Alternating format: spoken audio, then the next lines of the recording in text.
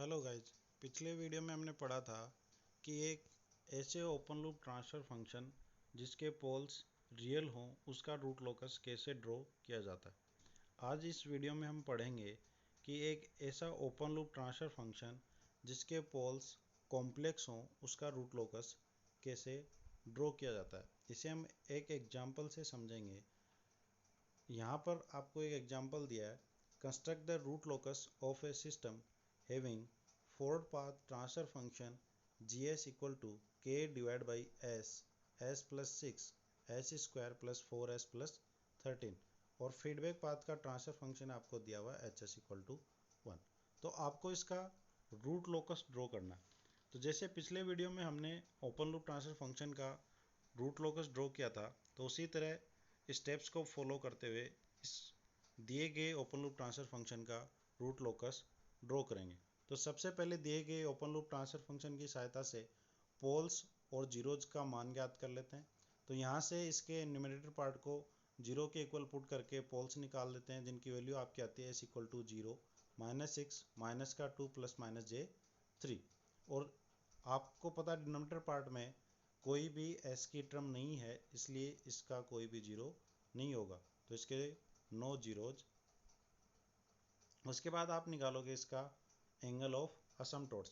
तो आपको पता है एंगल ऑफ असमटोट्स का फॉर्मूला होता है phi A is equal to 2q plus 1 into 180 divide by P minus Z. यहाँ q को आप n से भी रिप्लेस कर सकते हो, कोई दिक्कत नहीं। जहाँ पर आपका q एक नेचुरल नंबर की तरह होता है जिसकी वैल्यू होती है 0 1 2 3 से लेके p माइनस जेड -1 तक, जहाँ पे p number of poles, z number of zeros होता है। तो यहाँ पर आपकी q की जो वैल्यूज हैं वो आ जाती हैं q equal to p minus Z -1 करके अगर करोगे तो यहाँ पे नंबर ऑफ पोल्स आपके हैं 4, जीरोज हैं 0 और -1, तो आपकी q की मैक्सिमम वैल्यू आ गई 3। अर्थात q की जो आपकी वैल्यू होगी वो होगी 0, 1, 2 एंड 3। तो आपकी q की 4 वैल्यू होगी। तो q की 4 डिफरेंट वैल्यूज के लिए 4 एंगल ऑफ असमटोट्स निकलेंगे, जो इस फॉर्मूले में q इक्वल टू 0 रखकर 1, 2 और 3 रखकर हम प्राप्त कर लेंगे। जब q इक्वल टू 0 ज्ञात करते हैं तो एंगल ऑफ असमटोट्स की वैल्यू आती है 45, q इक्वल टू 1 के लिए आती है 135, q इक्वल टू 2 के लिए आती है 225 और q इक्वल टू 3 के लिए आती है 315 डिग्री। तो इसके बाद नेक्स्ट हम निकालेंगे सेंट्रोइड। तो सेंट्रोइड का फॉर्मूला आप सबको पता है। सेंट्रोइड का फॉर्मूला होता है sigma equal to summation p minus summation j divide by p minus z, जहाँ पर आपका सिग्मा p इक्वल टू होता है sum of real parts of poles, sigma z equal to होता है sum of real parts of zeros, p होता है number of poles, z होता है नंबर ऑफ जीरोज। इस दिए गए ओपन लूप ट्रांसफर फंक्शन में आपके पोल्स आते हैं s इक्वल टू 0, -6 और माइनस का 2 प्लस माइनस j3। तो यहाँ पर आप निकालोगे समेशन p। तो समेशन p का मतलब होता है sum of real part of poles. तो पोल्स का रियल पार्ट है 0 प्लस माइनस का 6 प्लस माइनस का 2। जैसा कि आपको पता है कि ये कॉम्प्लेक्स पोल है, तो दो पोल है माइनस का 2 प्लस का j3 और माइनस का 2 माइनस का j3, तो इसका रियल पार्ट दो बार ऐड होगा, माइनस का 2 माइनस का 2। तो ये आपका आ जाएगा summation p equal to total minus का 10। तो यहाँ पे आपके पास आ गया summation p equal to minus का 10। जीरोज कोई नहीं है नहीं, तो समेशन z इक्वल टू आपका हो गया 0। नंबर ऑफ पोल्स आपके आ गए 4, नंबर ऑफ जीरोज आपका है 0। इन सब की वैल्यू जब आप सेंट्रोइड के फॉर्मूले में रखोगे तो आपके पास सिग्मा इक्वल टू हो जाएगा sigma equal to summation p की वैल्यू आपकी 10 है, सॉरी माइनस का 10 है, और सिग्मा z की वैल्यू आपकी 0 है, divide by p number of poles 4 है -0। तो सिग्मा इक्वल टू आपका आ जाएगा माइनस का 10/4 इक्वल टू माइनस का 2.5। तो ये आपका आ गया सेंट्रोइड। तो आपके सेंट्रोइड की वैल्यू होगी माइनस का 2.5, माइनस का 2.5। इसके बाद नेक्स्ट हम निकालेंगे break away point. Break away point के लिए सेम वही काम करना है। सबसे पहले जो भी आपको ओपन लूप ट्रांसफर फंक्शन दिया गया है उसकी कैरेक्टरिस्टिक इक्वेशन लिखेंगे। कैरेक्टरिस्टिक इक्वेशन लिखने के बाद उससे k की वैल्यू ज्ञात करते हैं, उसका एक बार अवकलन करके उसको 0 के इक्वल पुट करके जो s के मान प्राप्त होते हैं वो आपका ब्रेक अवे पॉइंट कहलाता है। जैसा यहाँ पर हमने कैरेक्टरिस्टिक इक्वेशन इक्वल टू आपको पता होती है 1 plus G S into H S equal to 0। इसकी सहायता से इस दिए गए ओपन लूप ट्रांसफर फंक्शन की करेक्टरिस्टिक लिखते हैं, तो वो हमको मिलती है k plus S square plus का 6s S square plus 4s plus 13 equal to 0। इसको और सिंप्लीफाई करके जब आप k का मान निकालते हो तो k का मान आपका आता है k माइनस के इक्वल टू एस की power 4 plus 10s cube plus 37s square plus 78s। इसको एक बार s के सापेक्ष अवकलन करने पर आपका आ जाता है 4s cube plus 30s square plus 74s plus 78। Break away point के लिए जो आपने अवकलन किया है उसको आप इक्वल टू रख देते हो 0। इसको इक्वल टू 0 पुट करने पर आपकी इक्वेशन बन जाती है 4s cube plus 30s square plus 74s plus 78 equal to 0। जब आप इसको हिट एंड ट्रायल मेथड से सोल्व करोगे तो आपके s का एक रूट आता है s इक्वल टू माइनस का 4.2, जो कि आपका ब्रेक अवे पॉइंट होगा।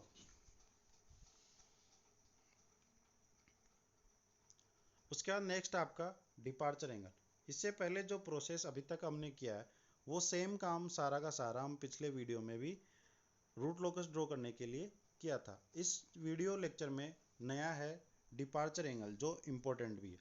किसी भी सिस्टम का अगर आपको रूट लोकस ड्रॉ करना है और उसके पोल आपके कॉम्प्लेक्स आते हों तो उसमें डिपार्चर एंगल निकालना होता है।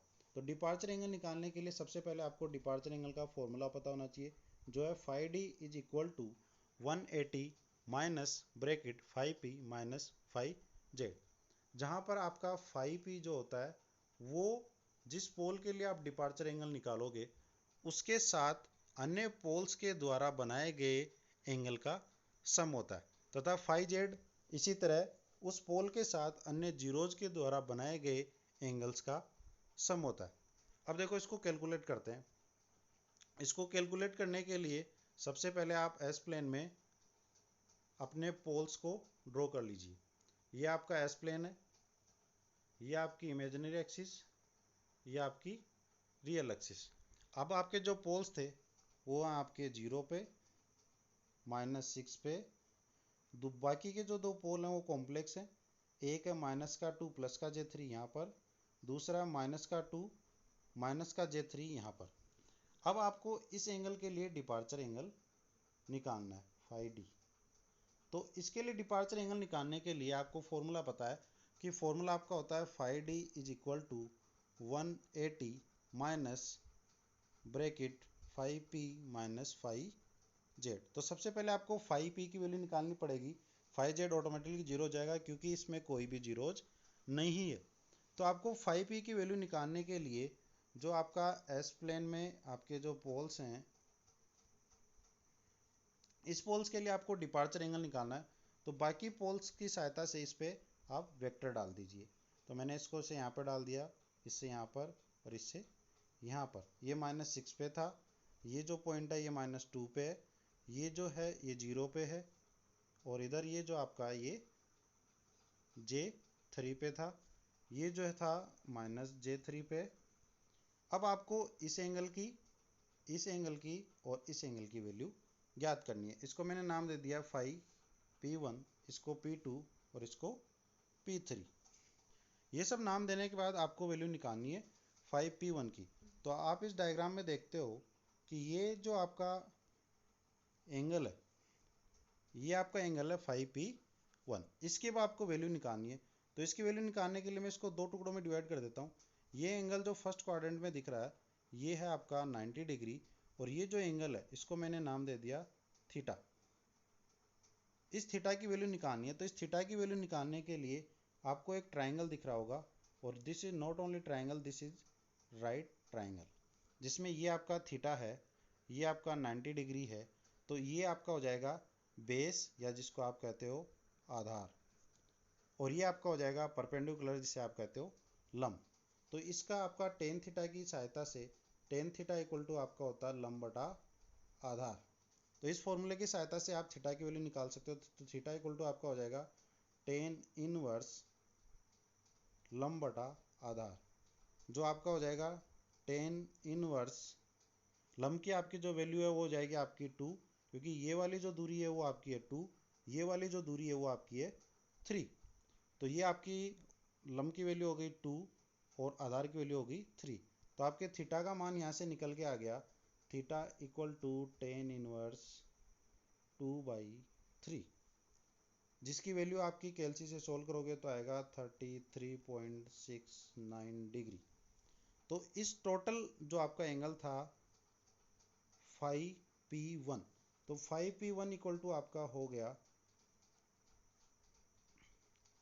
90 डिग्री प्लस टेन इनवर्स 2/3 या थीटा, तो ये हो गया आपका 90 प्लस 33.69, तो इक्वल टू आपकी वैल्यू आ गई 123.69 डिग्री। ये आपका आ गया 5P1। ये आपका 5P1 जिसकी वैल्यू आपके पास आ गई 123.69 डिग्री।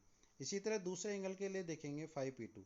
तो ये डायरेक्टली आपको दिख रहा है डायग्राम में कि 5P2 क्या है, इस पोल के द्वारा इस पोल पे डाला गया परपेंडिकुलर है, इसलिए इसकी डायरेक्ट वैल्यू कितनी होगी 90 डिग्री।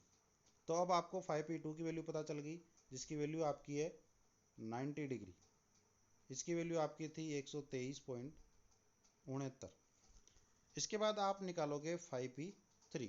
तो आपको 5P3 निकालने के लिए ये वाला ट्राइंगल लेना, जो कि एक ऑब्वियसली बात है राइट ट्राइंगल बन गया।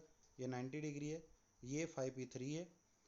यहाँ पर इसका जो ये है, ये आपका बेस है या जिसको आप आधार कहते हो, ये इसका लंब या जिसको आप परपेंडिकुलर कहते हो। तो आपसे यहाँ से परपेंडिकुलर की दूरी आ गई आपकी 3, तो ये आपका 3 हो गया। इसकी जो दूरी है वो यहाँ पे -6 पॉइंट है, यहाँ पे -2 है, तो इसकी दूरी होगी 4, और दूरी हमेशा पॉजिटिव होती है। तो इसकी वैल्यू आ जाएगी 5P3 is equal to 10 inverse लंब बटा आधार। तो आपको पता आपके पास लंब की वैल्यू कितनी है, लंब की वैल्यू आपके पास 3, तो 10 इनवर्स 3, आधार की वैल्यू है 4, तो ये हो गया 10 इनवर्स 3/4। और 10 इनवर्स 3/4 की वैल्यू होती है 36.86 डिग्री।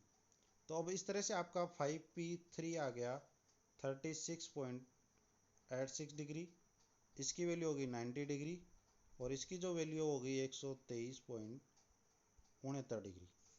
तो इन सब की वैल्यूज आपके पास आ गई, जो क्या है, जिस पोल के लिए आप डिपार्चर एंगल निकाल रहे हो, उस पोल के साथ अन्य पोल के द्वारा बनाया गया एंगल 5P होता है, जो यहाँ पे हो जाएगा 5P is equal to 5P1 plus 5P2 plus 5P3। इन सब की वैल्यू जब ऐड करके 5P का मान निकालेंगे तो आपका 5P आ जाएगा।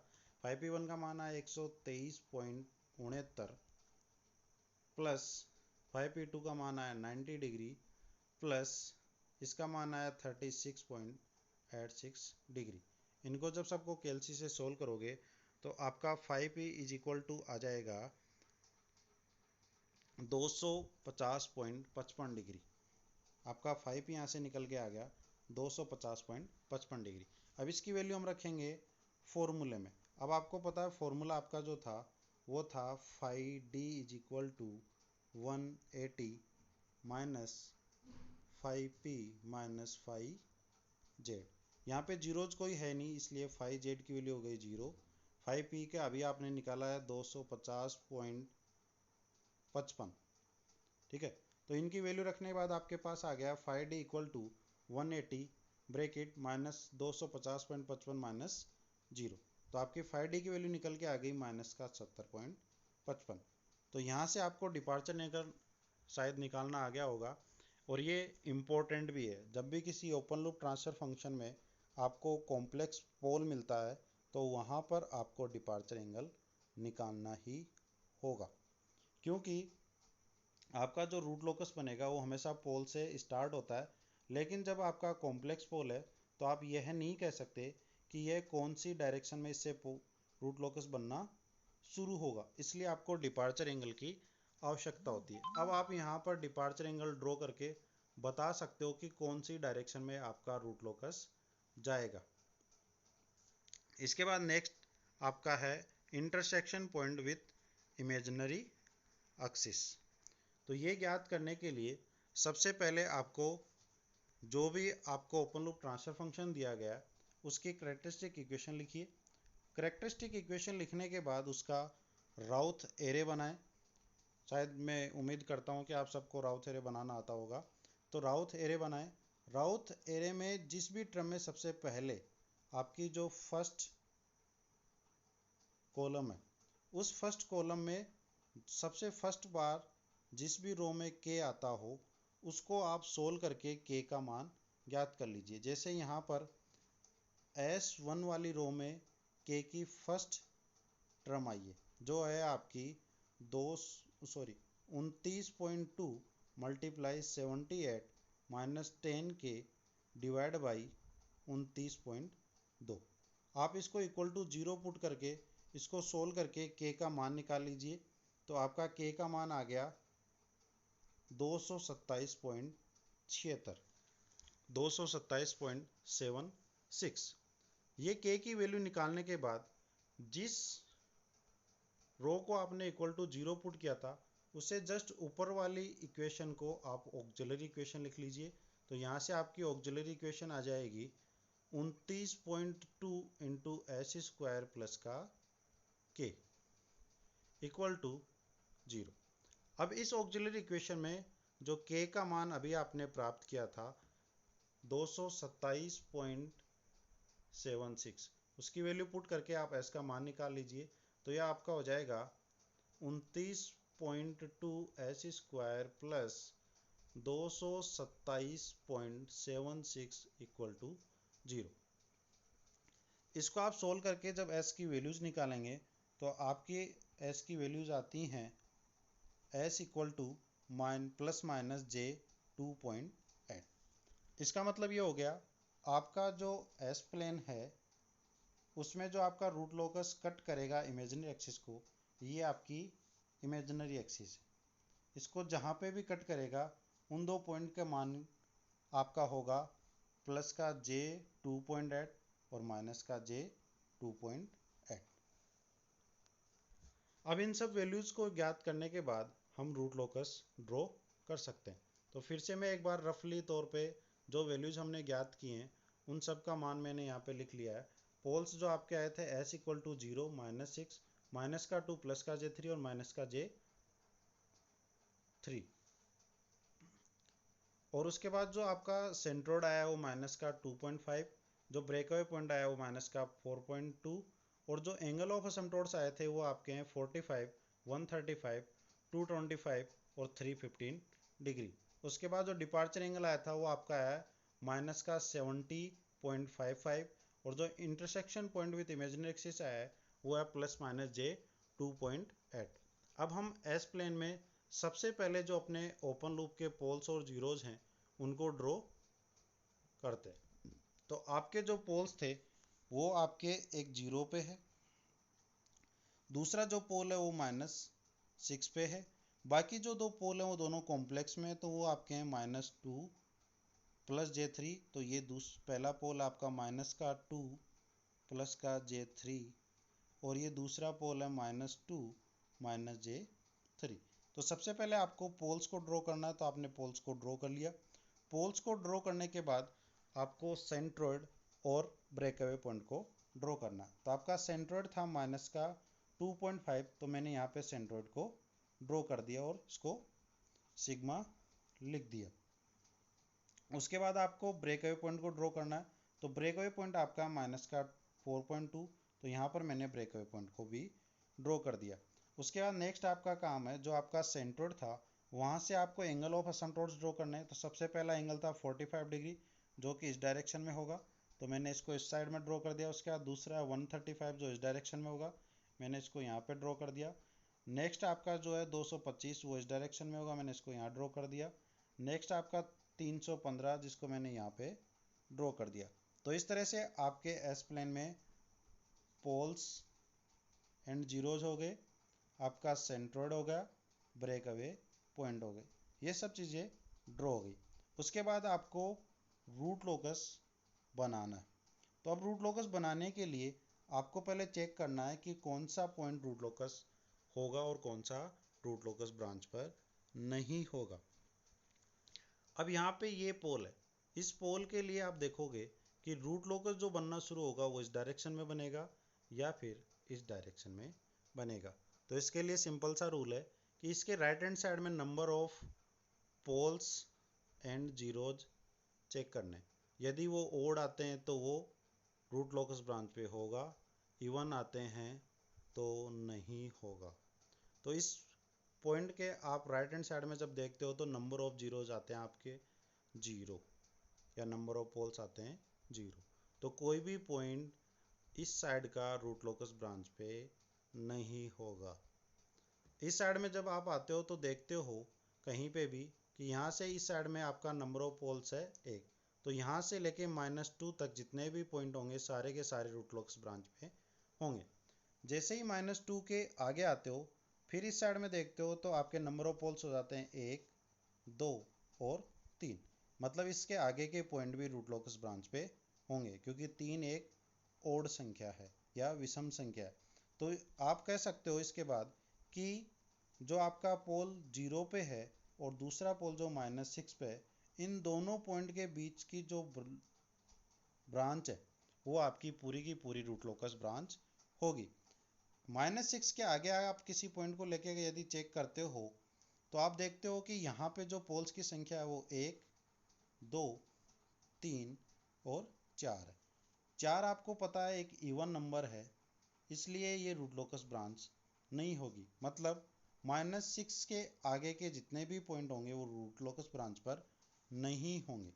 तो यहाँ से अपने को क्लियर हो गया कि 6 जो पोल है -6 पर, उससे जो रूट लोकस बनेगा वो इस डायरेक्शन में और 0 पे जो है उससे इस साइड में। उसके बाद ये कहाँ तक एक दूसरे को मिलते हैं तो ये अपने को बताता है ब्रेक अवे पॉइंट। तो ये -4.2 तक आते हैं। अब उसके बाद अब इसको जाने के लिए 4 डायरेक्शन है। ये 45 पे जा सकते हैं, 135 पे जा सकते हैं, 220 पे जा सकते हैं या 315 पे जा सकते हैं। लेकिन जो ये दो पोल्स हैं इनसे भी रूट लोकस बनना शुरू होगा। तो वो कौन सी डायरेक्शन में बनना शुरू होगा वो अपने को बताएगा डिपार्चर एंगल।